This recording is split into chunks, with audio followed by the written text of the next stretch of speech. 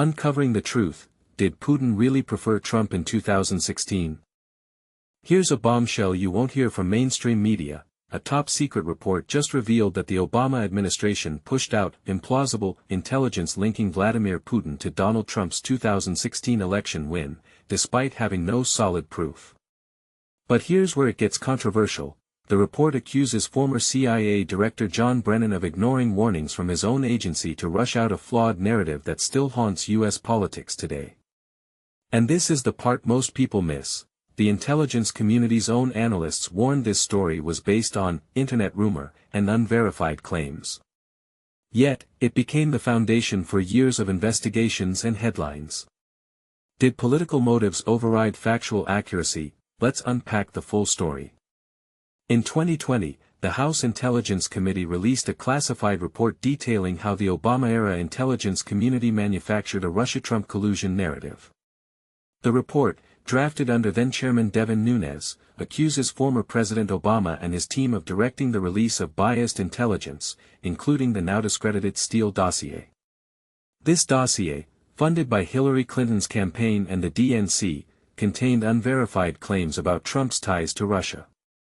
Brennan, Obama's CIA director, allegedly insisted on including these dubious reports in the 2017 Intelligence Community Assessment, ICA, even after analysts flagged them as substandard. The ICA, a high-profile document ordered by Obama, was rushed to publication just 2 weeks before Trump's inauguration. The report found that only 5 CIA analysts worked on it, with minimal coordination across agencies. Brennan reportedly dismissed concerns about misquoted sources and flawed tradecraft. One scant, unclear sentence from a questionable report was the only classified evidence cited to suggest Putin aspired to help Trump, the committee concluded.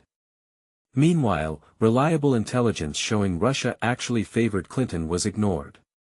But here's the twist: a longtime Putin confidant told investigators the Russian leader didn't care who won, and even criticized both major candidates. The ICA also suppressed evidence that Russia was secretly preparing for a Clinton victory, believing she'd be more vulnerable as president. Yet, the narrative of Putin backing Trump persisted.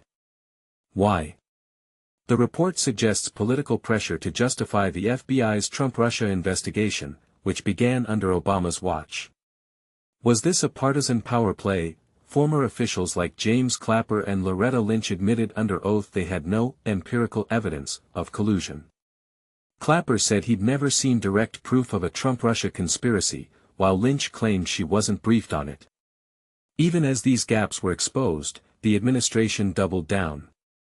Brennan and FBI Director James Comey, now under FBI investigation for their roles in the probe, briefed Trump on the dossier in 2017, despite knowing it was largely unverified. The fallout is just beginning. Director of National Intelligence Tulsi Gabbard has declassified documents showing Obama's team laid the groundwork for the Russia probe. Critics argue this was a manufactured narrative to undermine Trump, while defenders insist it was a necessary counter to Russian interference. Where do you stand? Was this a case of political bias, or a legitimate attempt to protect national security? Share your thoughts below, and don't forget to ask, if the evidence was so weak, why did the probe last over 2 years and cost billions in taxpayer dollars?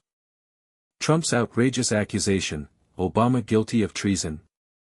Political breakdown and analysis. In a shocking turn of events, President Trump has escalated his rhetoric against former President Obama, accusing him of treason in a recent press conference. This move has left many wondering if the president has finally lost his grip on reality. Breaking news from the White House has stunned the nation once again.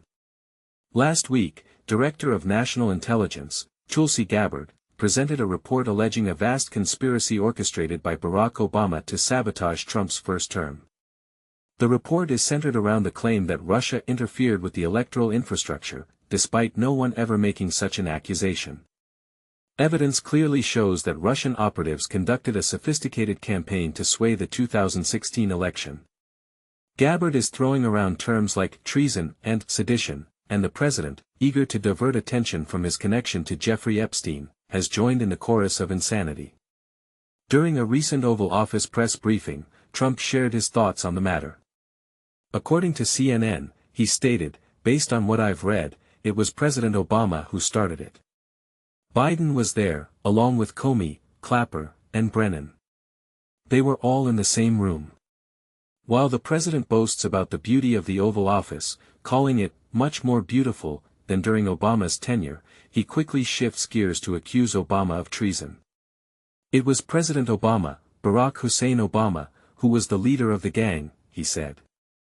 Journalistic integrity obliges us to note that the Oval Office is now adorned with excessive gold trimmings, giving it the appearance of a luxurious brothel. This erratic shift from redecorating to accusations of treason reveals a deeply troubled mind.